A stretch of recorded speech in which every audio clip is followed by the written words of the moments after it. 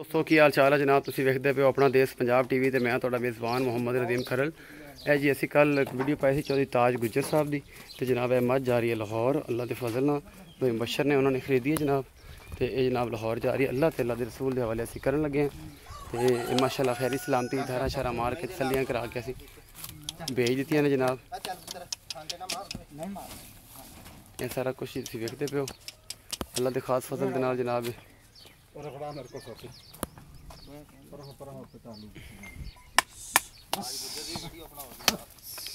ताज गुज्जर साहब ने जी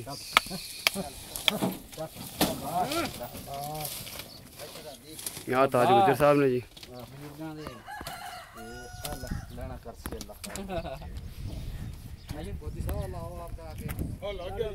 भाई साहब एक काम करें जे कि वापसी जाल जरूर पा लियो जाल जरूर पा लिया जे क्योंकि मैं सोने वाला तैयार है तो मगर नज़र जरूर रखा जे कि मैं किसी भी टाइम सुबह या कोई आधा घंटा हो तो पिछे ये मामला ख्याल रखा जे क्योंकि अल्लाह कर खैर सलामती पहुँच जाए। उम्मीद तो सुनती नहीं लेकिन फिर भी जरा ना तुसीं फिर भी ख्याल रखे।